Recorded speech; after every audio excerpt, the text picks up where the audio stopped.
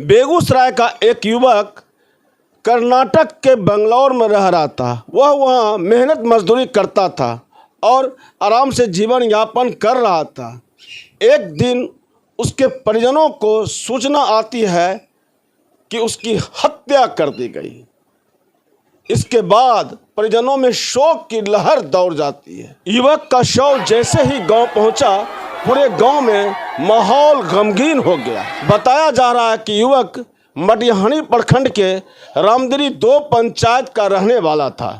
हत्या का कारण जानकर आप भी चौंक जाएंगे, कहेंगे कि कैसा समय आ गया है। आइए जानते हैं पूरा मामला है क्या।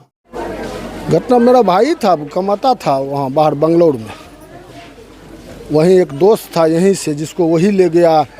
उसी के थ्रू बोला हमको भी कमाने ले चलो। आज से 7 बरस 8 बरस पहले से उसके साथ था। वहाँ अभी अलग रूम लेके वो रहता था।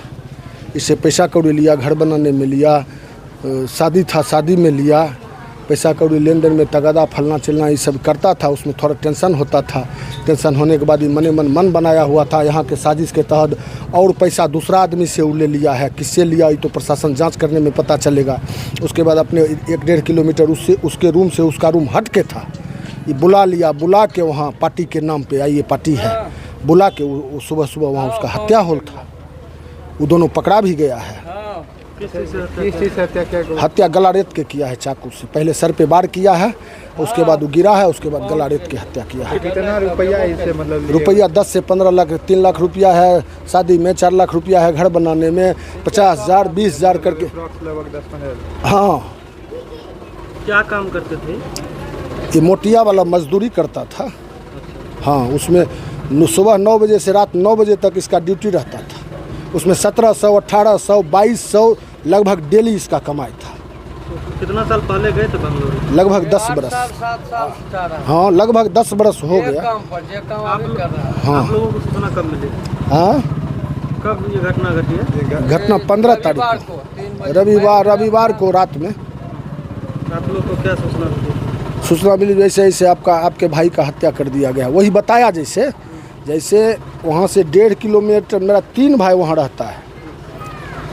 3 भाई में एक भाई को बुलाया, 2 भाई डेरा में था। तो ये दोनों भाई सोचा जो गया हुआ है वहाँ, वही फ़ोन किया, बुलाया तो साथी ये है वहाँ गया हुआ। उसके बाद वहाँ जाने के बाद दोनों भाई रोकबो किया जो रात को मत जाओ, छोड़ दो, लेकिन वो नहीं माना। वो चला गया, दोस्ते था, चला गया। ये भी पकड़ा नहीं, उसको जाने दिया। जब माना बात नहीं माना, छोड़ दिया। वहाँ जाने के बाद क्या किया, जो 1.5 किलोमीटर फासला उस शहर है, इसको पता नहीं चला। रात भर नहीं आया। उसका मोबाइल जब भी लगाया स्विच ऑफ बताता था।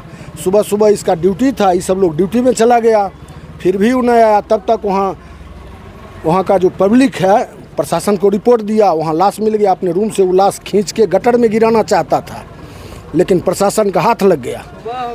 सुबह हो गया, तब तक जाग हो गया।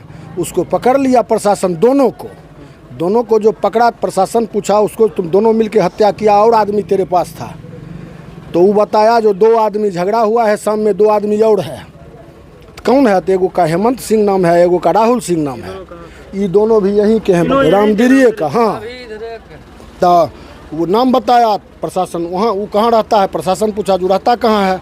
तो बताया जो ऐसे फलाना बिल्डिंग में रहता है। वहाँ गया, वही बोला जो उसका 2 भाई भी ऊपर फ्लोर पे रहता है, वो दोनों नीचे में रहता है। प्रशासन वहाँ गया, वो दोनों को भी पकड़ा। मेरे दोनों भाई को भी साथ कर लिया। थाना आया, थाना का जो सिस्टम है, पोस्टमार्टम है, ये सब कर कुड़ के 2 बच्चा है, 5 साल की लड़की है और 1 2.5 साल का। क्या नाम था उनका? सज्जन सिंह।